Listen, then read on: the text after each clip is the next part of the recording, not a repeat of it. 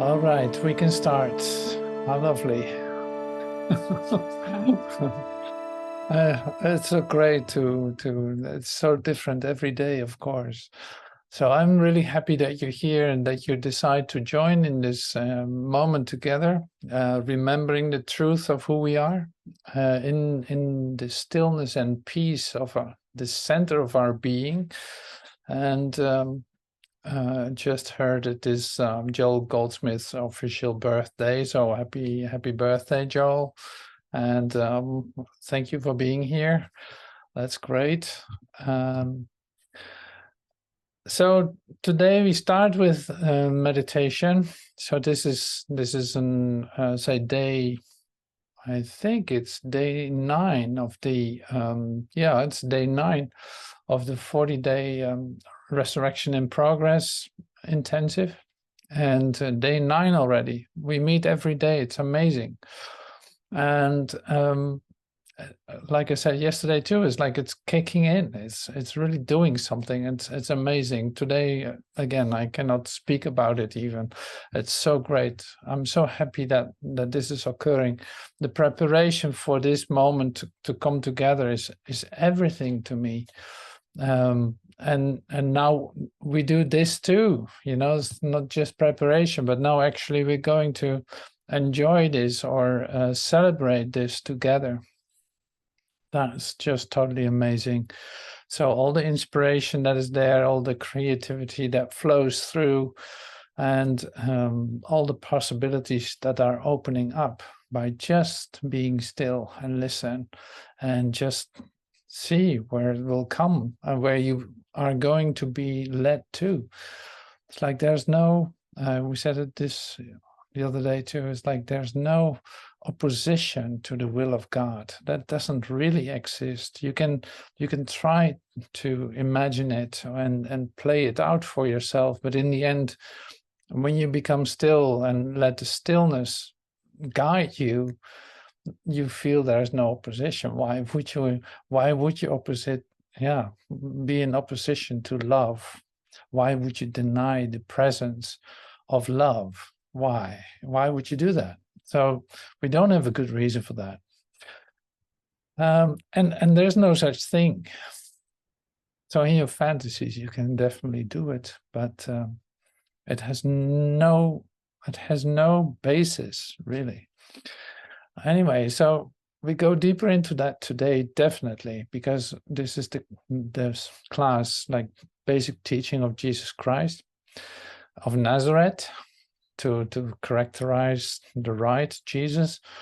And we're using the Sermon on the Mount, we're using Matthew, we're using all kinds of aspects of, say, terms like forgiveness, killing the Christ,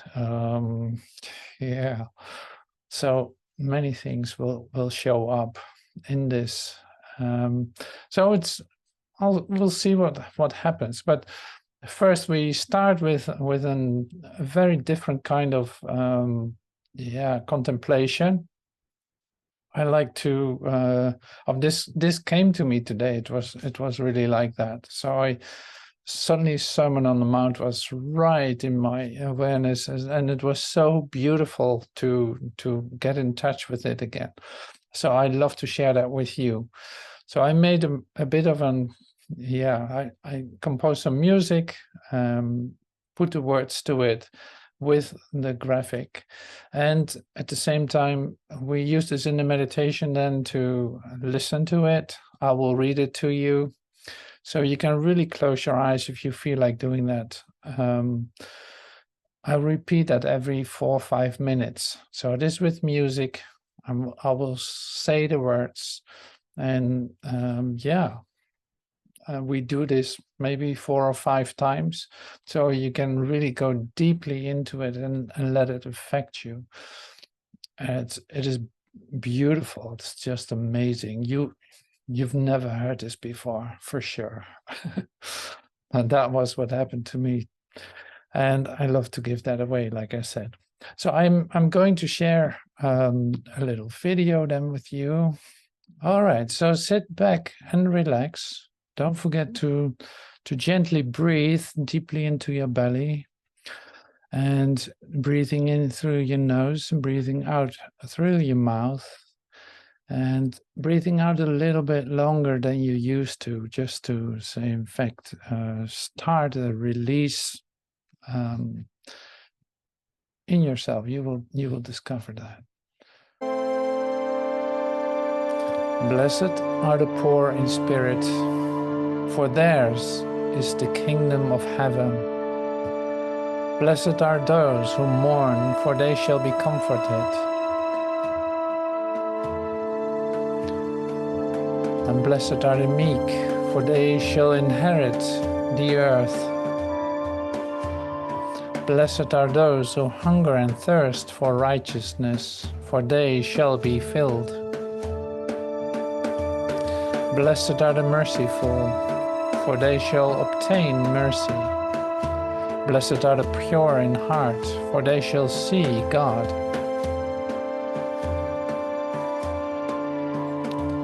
Blessed are the peacemakers, for they shall be called sons of God. Blessed are those who are persecuted for righteousness' sake, for theirs is the kingdom of heaven. Blessed are you when they revile and persecute you and say all kinds of evil against you falsely for my sake.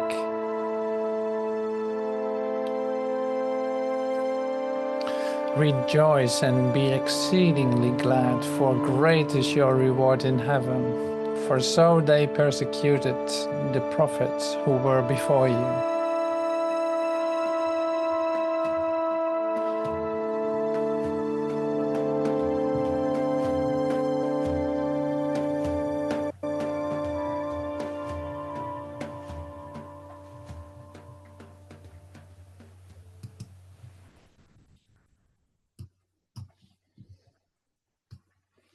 So I'll repeat it once more and do it a little bit slower. Blessed are the poor in spirit, for theirs is the kingdom of heaven. Blessed are those who mourn, for they shall be comforted.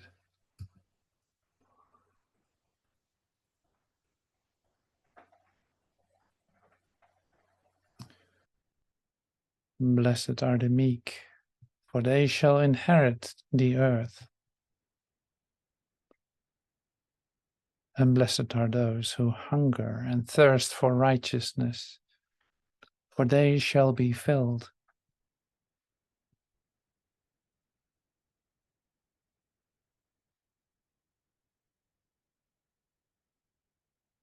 And blessed are the merciful, for they shall obtain mercy. And blessed are the pure in heart, for they shall see God.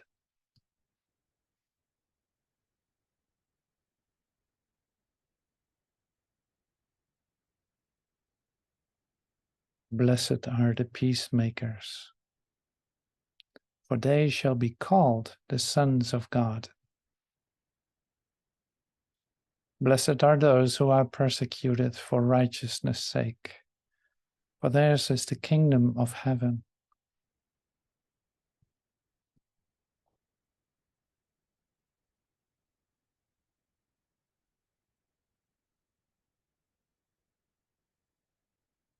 Blessed are you when they revile and persecute you and say all kinds of evil against you falsely for my sake.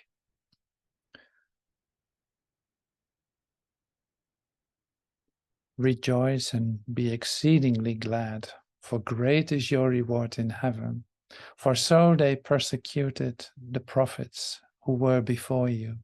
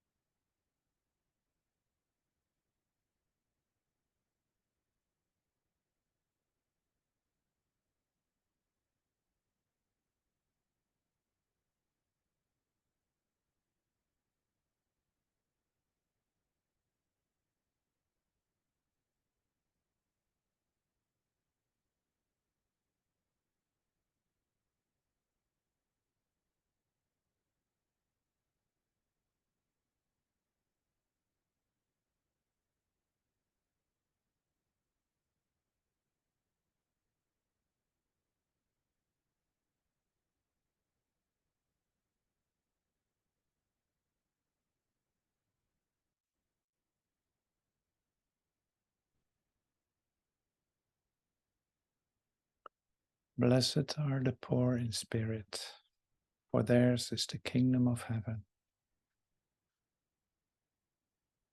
Blessed are those who mourn, for they shall be comforted.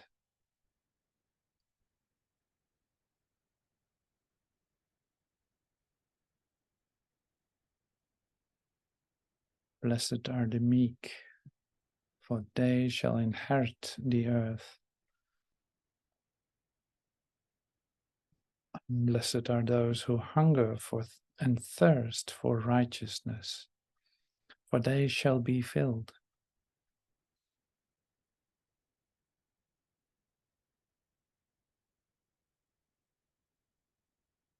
And blessed are the merciful, for they shall obtain mercy. And blessed are the pure in heart, for they shall see God.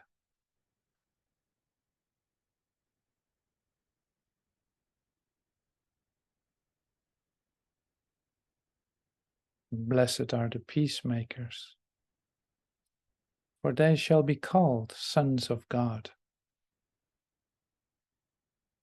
And blessed are those who are persecuted for righteousness' sake, for theirs is the kingdom of heaven.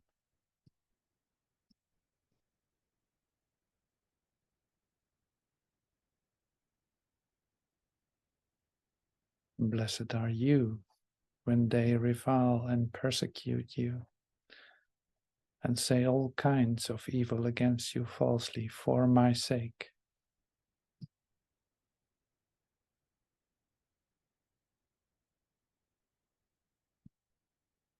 Rejoice and be exceedingly glad, for great is your reward in heaven. For so they persecuted the prophets who were before you.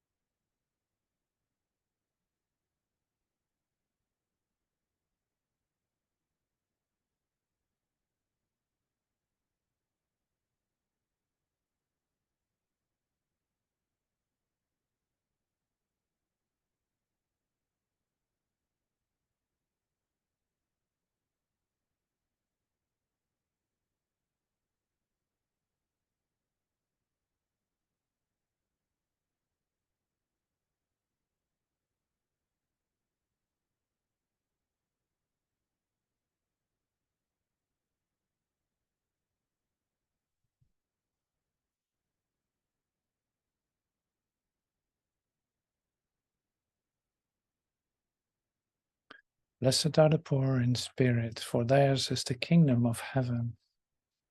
And blessed are those who mourn, for they shall be comforted. Blessed are the meek, for they shall inherit the earth. Blessed are those who hunger and thirst for righteousness, for they shall be filled.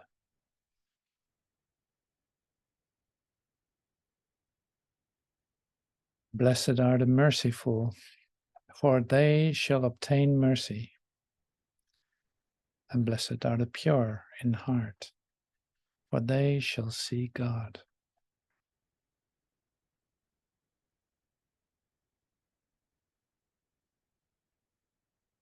And blessed are the peacemakers, for they shall be called sons of God. And blessed are those who are persecuted for righteousness' sake, for theirs is the kingdom of heaven.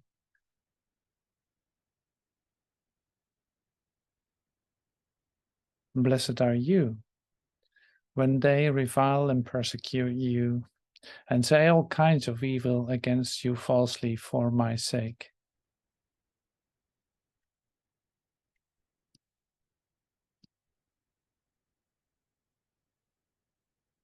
Rejoice and be exceedingly glad, for great is your reward in heaven. For so they persecuted the prophets who were before you.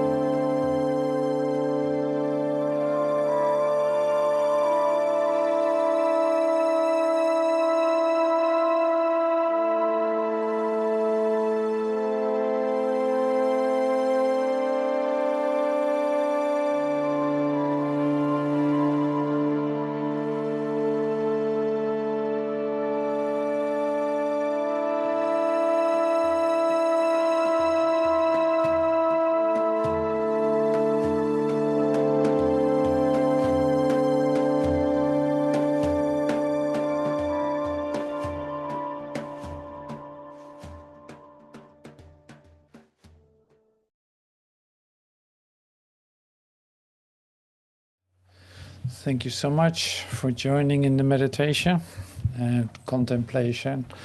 Like, you could do a whole class on this Sermon on the Mount, or maybe a whole seminar on it. There's so much in there. So don't try to comprehend what's going on. This just needed to be shared, and you receive that in the way that you can at this point and in this time, in this moment. So that's all perfectly all right. And so this class, or this meeting, actually has 3 parts. So the meditation is one. Then we have, say, about a 20-minute introduction to 2 ideas of the basic teachings of Jesus. Then we have a little break, like musical intermezzo.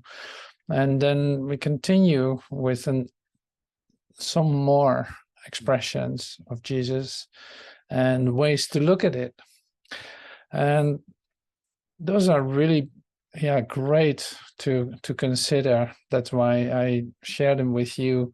It's like, they're great to consider because, you can keep telling yourself, like, yes, all I want is love, and forgive my brother, and yes, I do this and that. You do all your things in your spiritual awakening, in your spiritual path.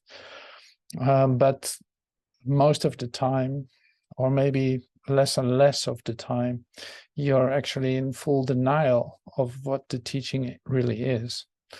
And so that puts you in a place of, okay, let's start where we find ourselves, that kind of thing. Like, I can share lofty words and beautiful expressions with you, but where's the point where I actually meet you, where you fight against yourself, or where you're actually in transition, really, or where you keep denying truth continuously, or just this point is not where you allow that to happen. That is not always a comfortable message or anything. It is definitely not comfortable. It is certainly confrontational. See, the whole idea of the misidentification, as we know it as a human being, you misidentify yourself, you make an image of yourself and you think it's you, and you create a dream with no content that has any reality. And so in your awakening, you discover, like, this is a dream. Luckily, it's not a reality. And I can actually take a look at it, and I can let go of it too. At moments, I become so still that something else happens in my consciousness. I perceive light and love, or my mind is completely quiet, or who knows what happens for you. This is the path that we're on, and this is what we're practicing. But at the same time, it is always great, at least that's my experience, like, it's great to look at the points where you start to make a deal with yourself, or look for a shortcut, or look for a comfortability in the denial, these kind of things. You know what I'm talking about. And if you don't, if you have no idea what I'm talking about, stay right here. All right, so I prepared some expressions related to expressions of Jesus, and some ideas that I share. And so I'll pull up some sheets that I made, just as a bit of support, to see, oh my God, yes, of course, yes. This just for the ease of you. Like, I'm not trying to teach you a lesson here. It is more like the recognition of the place where we find ourselves, in all honesty, is in fact all the space that I love to present and offer. Because the change does not happen by you trying to change it. And you probably discovered that already too. Like the change is not happening by you trying to work that out and work at the change. Like, no, sorry, it's not going to work.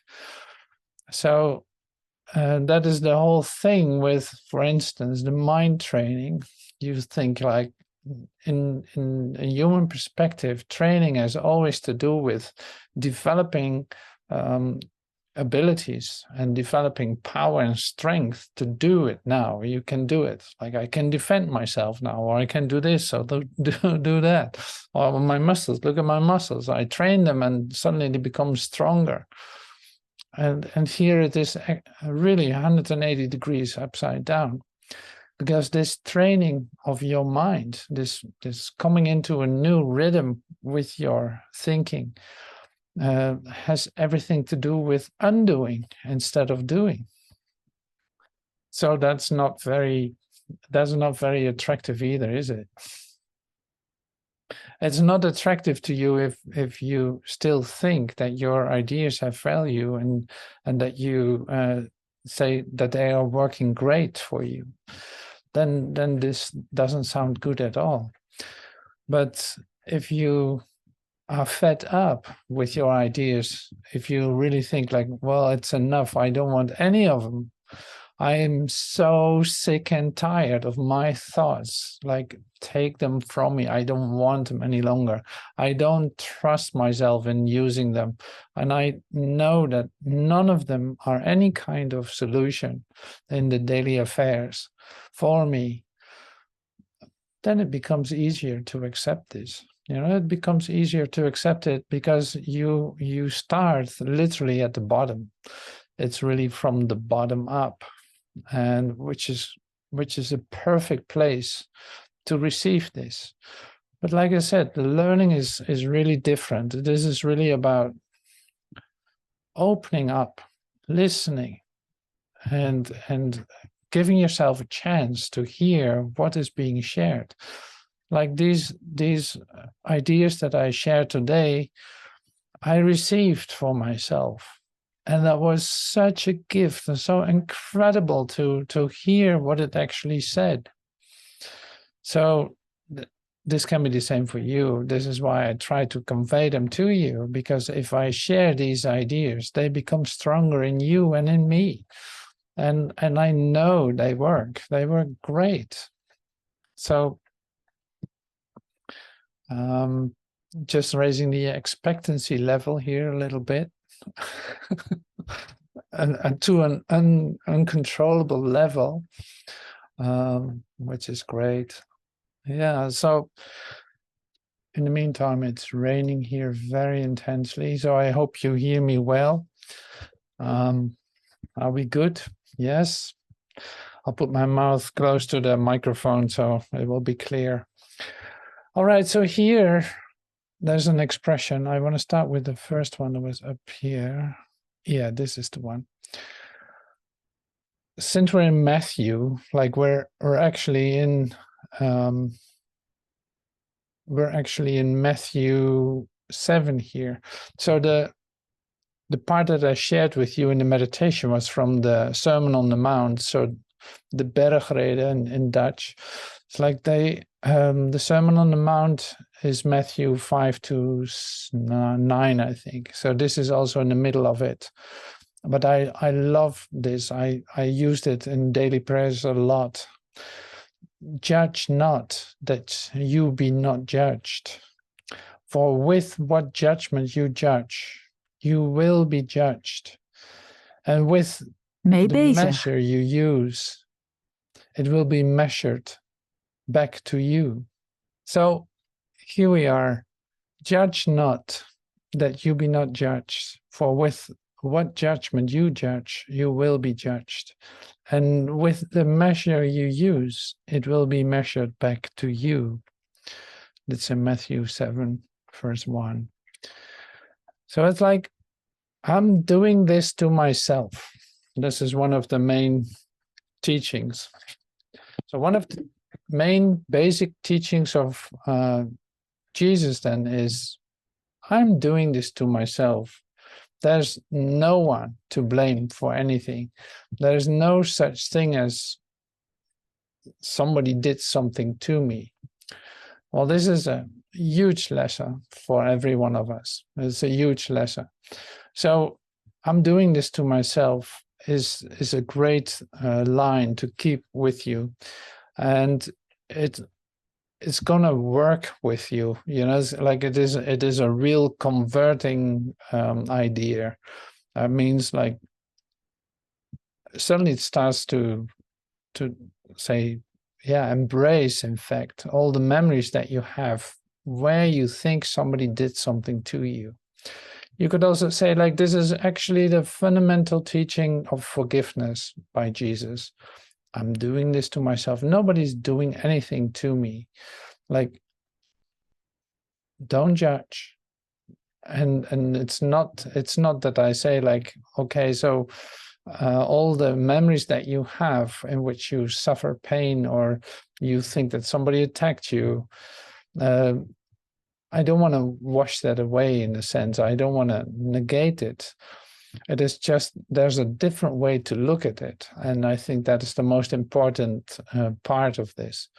Like, in the end, you discover there is nobody outside of your consciousness, but there's a little trajectory to walk up to this insight, to this realization that nobody's going to do anything to you. In fact, your enlightened mind already knows that, like your soul already knows that. But in your transformation, you start to discover more and more and more of that. So you see it in judgment, like whatever idea you hold about someone else, you actually have that judgment about yourself. Well, this is very basic. You know this too. You see it at work continuously. So if I forgive and see, like, nobody can do anything to me, and there's no need for me to judge because I cannot judge. I don't oversee the whole picture. It is just very limited what I can see, and it has no value in that sense. It has no value at all. So I don't need to do that any longer. I don't need to judge my past either, because there's nothing to judge. It's really like that. It's like past is over. It's gone. It's not there. And future is not here. So we're dealing here with one moment in which we actually meet each other here. And that is the present, you know, this right now. This is all there is. So what can possibly have attacked you if this is the only moment there is? So, and we always come back to this, like literally more and more and more, you start to see that this is the only time there is, but that's not the only thing. It's literally the only thing that's happening. There's nothing else going on. So everything collapses into that. Everything falls into that. Every memory, every, conflict, every concern. What possible concern can you have about right now? You can't, unless you want to force yourself into a continual timeline or something.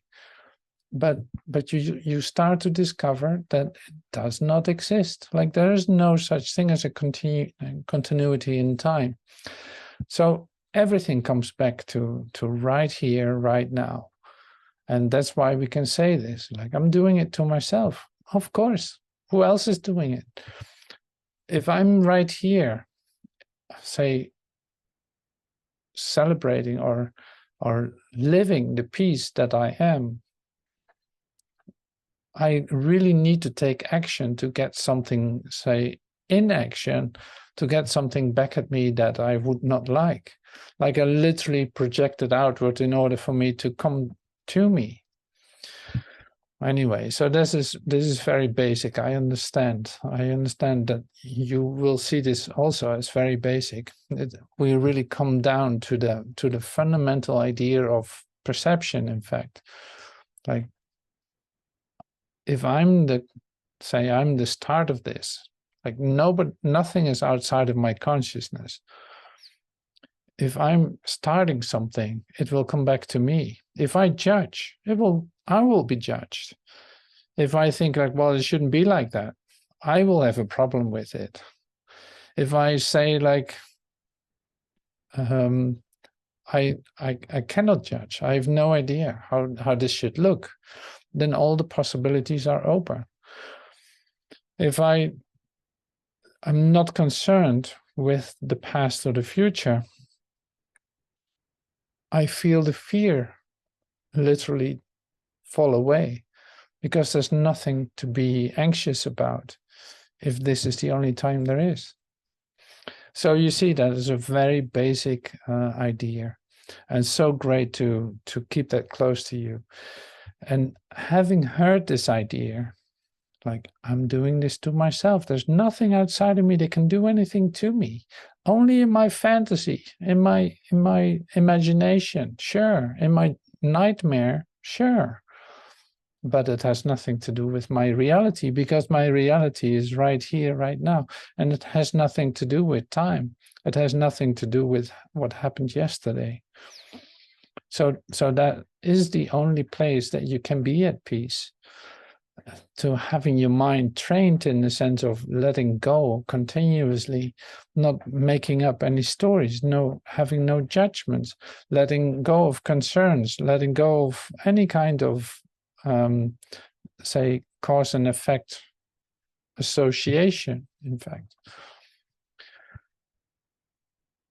experiencing peace, it's right here. Everything falls into that. So like I said in the beginning too, there's no opposition to the will of God. And not that God doesn't allow you to be in opposition, but there's just no such thing as opposition to the will of God. Why would you do that? Is peace not enough for you? Or is grace not enough for you? Do you want something else too? Well, not anymore, with what you have been going through and what happened to you. You know, it's like, are you sure that you want more than what is still? Really? So this is great. It's a great topic. Very basic, but we will use it in the next ones too. So, yeah. So now we go to the second one. I'll repeat this once more, because it's actually nice to hear it again. Judge not, that you be not judged. For with what judgment you judge, you will be judged. And with the measure you use, it will be measured back to you. Because everything is a reflection of what you are thinking. That has nothing to do with facts. It is a reflection. I'm doing this to myself. So here it is.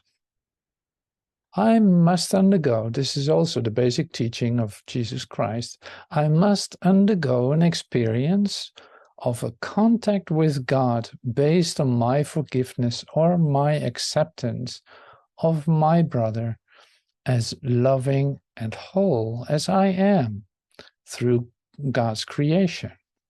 Remember that you were created out of love, like God created you perfectly. In his image, in his likeness.